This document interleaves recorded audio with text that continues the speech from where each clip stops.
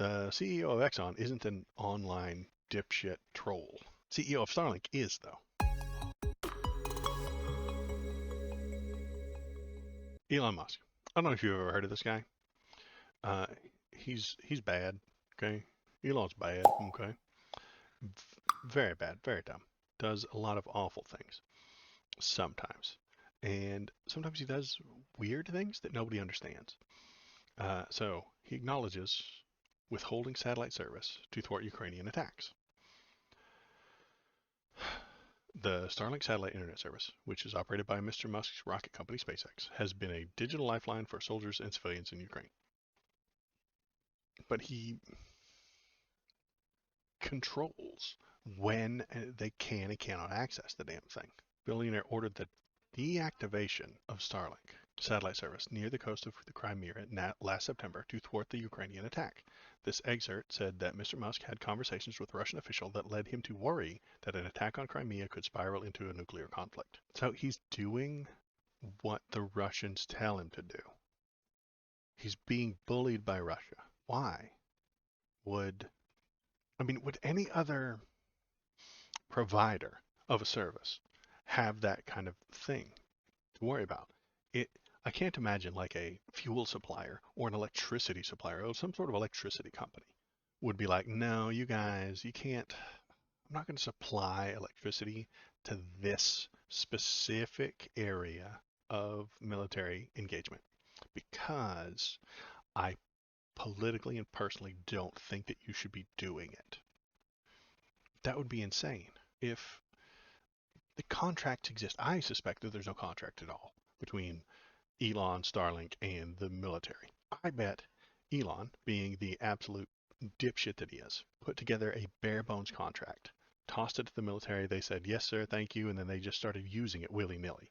Because it's a bare bones contract, if there is a contract at all, this is just my guess. The military does what it wants.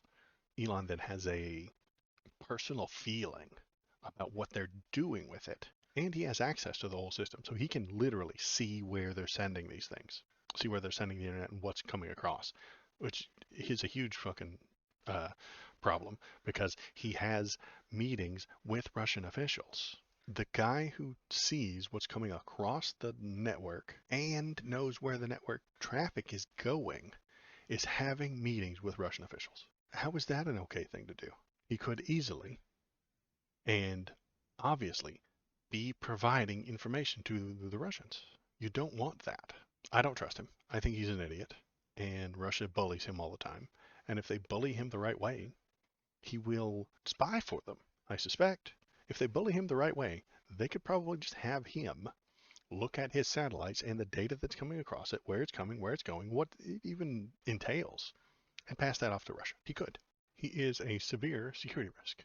Elon, giant, massive, monstrous security risk. And he's willy-nilly with his service. You know, hey, yeah, I will give you access to this internet service. I will give you access to the internet service. Unless I politically feel like you're not using it in the way that I would prefer you to use it. If he's got a contract with the government, they should shut that shit down. They should shut him down for that and be like, hey, we paid for this service. We're going to use it the way we can. If there's no protections from it, from using it in Crimea, if he had some sort of contract that said, we're not going to let this go in Crimea, fine. Then the military is in breach of contract. If he just gave it to them and said, pay me this much and you can do what you want with it, and didn't put anything in a contract, then he's the one in breach of contract, and the government can sue him.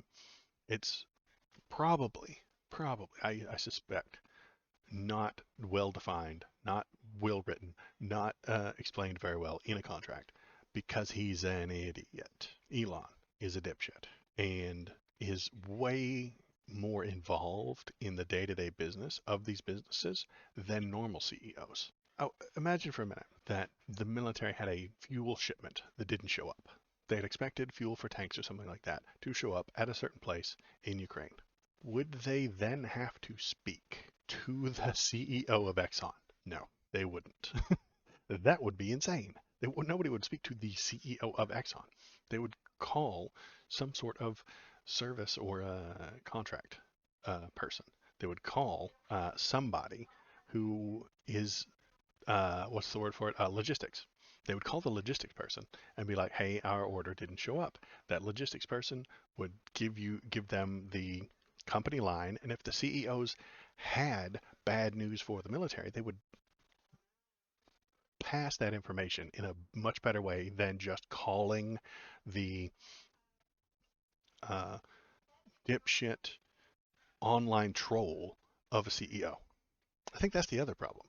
The CEO of Exxon isn't an online dipshit troll.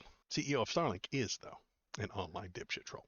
We should stop letting him do things at all.